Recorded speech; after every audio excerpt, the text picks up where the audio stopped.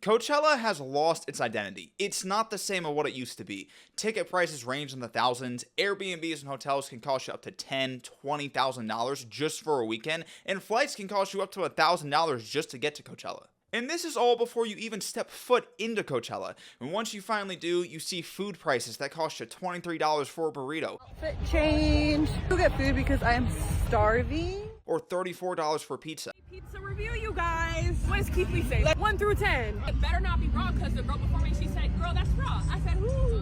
What you, that's about $40 together. Or $17 for a coffee. And even if you plan out your trip perfect and you find the best deals for every single thing, the weekend is still going to cost you $3,000. And that's part of why Coachella is losing its identity, but there's another part. It's because there's a rich and a poor side of Coachella. You have influencers who are being flown out for free, staying in mansions, getting paid to go to Coachella, while the average person is camping out in their car spending $23 on a burrito. So today we're going through how Coachella transformed into one of the most expensive influencer events in the world. So to understand why this matters, we have to look through why Coachella was even created in the first place. Coachella was never supposed to be a fashion show or an exclusive event. It was created to take a stand against the corporate music industry and greedy companies. In 1999, the first Coachella launched with ticket prices set at $50, and these were priced so the average fan could go and see their favorite artist. So the person whose entire life revolved around music could go and see their favorite singer. Or for the person who worked all summer just to save up money to go to a concert. That's who Coachella was created for. Not for celebrities, not for influencers, but for the average person like you and me. But somewhere along the lines, Coachella started turning into the very thing it strived to fight against. Because you don't just see the average fan at Coachella anymore, because a lot of the average fans have been priced out. And let's just look at pricing alone. Over the years, everything has gotten expensive. But this year, it's on another level. General admission tickets retail for almost $600, and they resell for up to $3,000. VIP passes can retail for almost $1,000, and just in the last few years, these ticket prices have jumped by $200 or $300. Hotels and Airbnbs can range from $500 a night to $20,000 for the entire weekend. Flights are expensive, the food's expensive, and this is all for a 3-day weekend. Now, this isn't entirely Coachella's fault, because inflation is real and prices have gone up just worldwide. Housing costs in the area have gone up, demand for live events have increased, so there are other outside factors, but Coachella hasn't done anything to help with this. Because Coachella has had every opportunity to push back on these prices, because they have the ability to cap how much you can resell a Coachella ticket for. They have the ability to limit how much their vendors can charge, but they choose not to. Because for the past few years, they've done everything but this. They've added VIP sections that can go for $30,000, $40,000, up to $70,000. They've added luxury camping. They've added exclusive private areas. They've added so many things that have created a drift amongst the average fan versus the rich fan. They've added so many things to make Coachella an exclusive event when that's not what it was created for. These prices are not meant for average people. They're meant for people who don't have to think about how much money they spend. And because a lot of fans have been priced out, a new group has moved in, and that's influencers.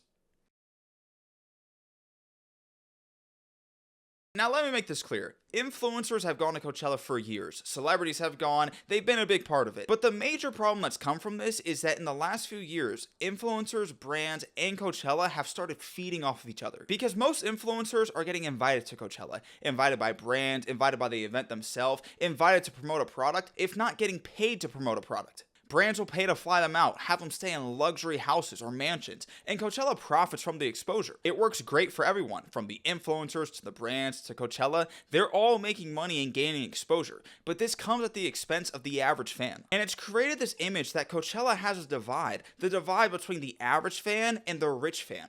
Because the average fan is camping in 100-degree weather, stretching every single dollar, seeing if they want to spend $23 for a burrito, and staying in hotels that may not be the best quality, or Airbnbs that may be infested with bugs. Meanwhile, the influencers getting flown out for free, if not getting paid to be at Coachella, staying in a brand-sponsored mansion, getting their outfit paid for by a clothing company, going to private parties most people don't even know exist, and getting paid to be there. And these two groups of people are at the same festival, but they're living completely different realities. And because of this, the image of Coachella has transformed into staying at luxury mansions, into going to these private events, having these brands sponsor you, instead of what the average fan is actually experiencing. Because Coachella doesn't feel like a music festival anymore. It feels like an exclusive event meant for influencers and celebrities and rich people. It doesn't feel like it was meant for the average fan, even though that was the entire point of why Coachella was started. Because brands see it as a giant marketing platform, influencers see it as a chance to increase their followers, and somewhere in between that, the average fan just gets stuck.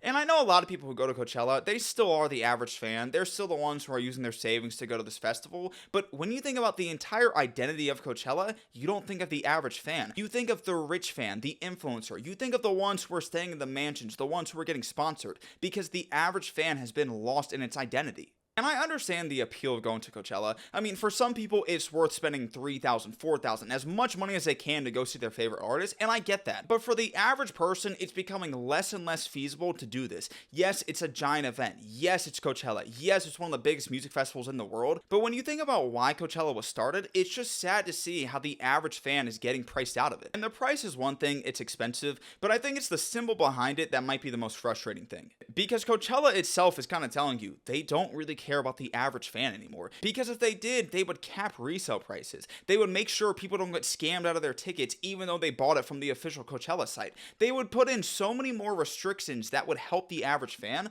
but they haven't done this. Because Coachella doesn't care about the average fan that has built Coachella into what it is today. They care about who's headlining it and what influencers and celebrities and brands are coming to support them. So Coachella isn't what it used to be anymore. It's not just about music. It's about who can dress the best. It's not just about enjoying yourself and going there. It's about getting content and promoting your brand. And I don't have a solution to this, and I don't know if there is one, because we can't just go back 10 or 15 years to when prices were normal and people just went to have a good time and not promote their brand or promote their influencer status. But something has to change, because Coachella was built by the average fan. There would be no Coachella if it weren't for the average fan. But sadly, the average fan can't afford to be there anymore. So let me know what you guys think in the comments. Is this the new reality? Is there some solution? Or is this just what we have to expect when it comes to Coachella moving forward?